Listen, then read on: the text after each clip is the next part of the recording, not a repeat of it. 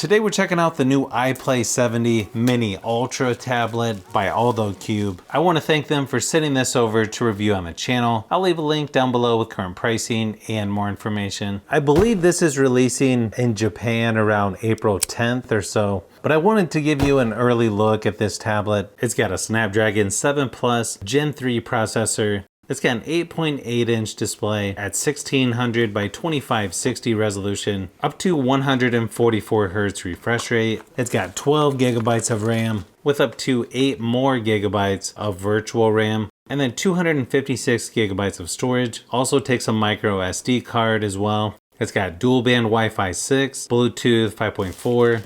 Okay, pretty nice design here on the back. Has a nice aluminum material.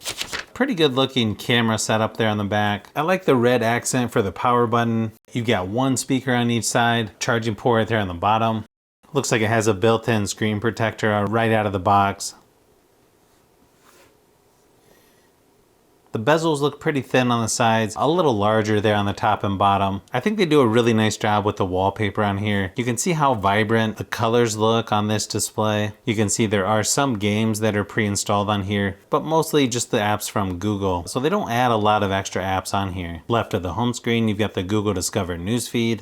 Nice thing is this size of tablet is pretty comfortable to hold with just one hand. To me, this almost feels like a more affordable version of the new Legion Tab Gen 3. You can see it's almost identical in size, also pretty close in size to the Galaxy Tab A9 as well. Not sure if it's just the tablet that I have, but it does feel a little bit sharp here on the right hand side, almost like the screen is sticking out too far. It's pretty minor, but definitely something I noticed. Nice thing is this is Widevine L1, which is good for streaming apps like Netflix. It'll also go up to upscaled 4K resolution for YouTube videos. Also seems like the screen is brighter on this one as well. Has a USB-C 3.1 high-speed port. Surprisingly, this even has video out, so you can use an HDMI adapter to connect this to a TV, external monitor, or a projector, which is always nice to have on a tablet. It's currently on Android 14, December 5th, security update. Kind of surprised it's not Android 15. It's only using about 29 gigabytes of the 256 available. It's still updating, so that might be a little bit more. So pretty typical compared to others I've tested.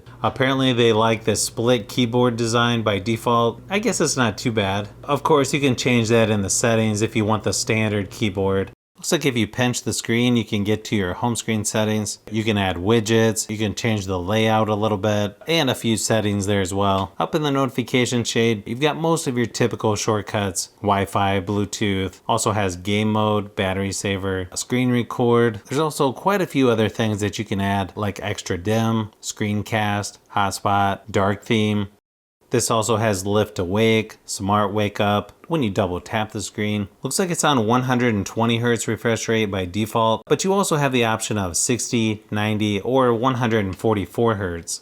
I actually think the software feels smoother and faster on this tablet than some of their previous versions. Could be that it's closer to stock Android, but again, easily one of their best tablets they've made so far. If you compare the performance on this to the previous iPlay 60 Mini Turbo and Mini Pro, this one's quite a bit better in single and multi-core scores, and a lot better in GPU performance as well. You can also add 4 or 8 gigabytes of virtual RAM. Playing PUBG Mobile and Asphalt Legends Unite are pretty smooth on here, but you should be able to play pretty much any game that's in the App Store without too much issue. If you're looking for a smaller tablet to game on, this one's going to be a pretty good option, especially considering the price. Also has a 7300 milliamp hour battery, supports PD fast charging. I also ran my typical battery drain test at 100% screen brightness, and it lasted just over 8 hours, which is actually really good compared to other small tablets that I've tested. So plenty to last a couple days with the mixed use, even longer once you turn the screen brightness down. Then it takes about 2 hours to charge back up. Now, overall loudness as far as the speakers go. Now, this tablet's not quite as loud as the Galaxy Tab A9. Still has good sound quality overall, just not quite as loud as the tablets that have 4 speakers. Here's a quick sample just to give you an idea of what it sounds like.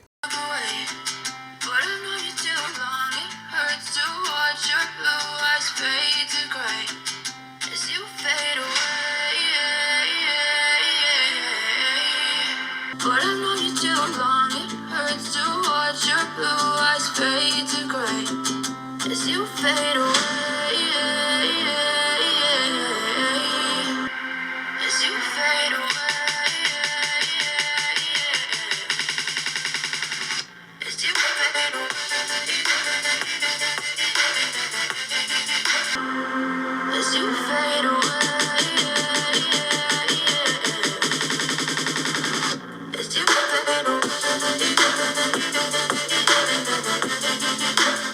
It's got a 13 megapixel camera on the back, 5 megapixel on the front. In the camera app, it's pretty simple with just video, photo, and pro mode. Interesting way of how they spell video, not a big deal though. Surprisingly, you can shoot up to 4K resolution for video recording.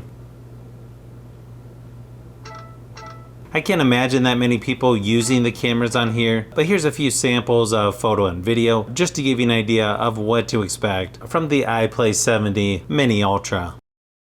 I can tell already just by the screen quality, the performance. This is easily one of the best tablets that Alldocube has made, in my opinion. Just not sure how many software updates and security updates you'll get. It definitely struggled with focus during video and photos. Camera and video quality is not that great on here, but not a huge surprise considering most tablets don't really focus on that. So not really a deal breaker in my opinion. I think overall this is probably one of the best tablets that I've tested from Alldocube so far. Hopefully that sharp edge on mine isn't like that with everyone else's. It's definitely not perfect. I feel like sometimes I have to press extra hard on the screen for it to recognize my touch. Hopefully they fix a few minor things with this tablet before it officially launches, but so far I'm pretty impressed with the new iPlay 70 Mini Ultra so far. It has good performance, nice screen quality. It just feels a little better than the previous iPlay Mini tablets that I've tested. I could easily see people choosing this over a lot of the competition. I may have to do some more comparisons with this versus other tablets in this category. If you like tablets, phones, and other tech, I've got a lot more stuff that I'm working on, so you'll want to keep an eye out for those upcoming videos.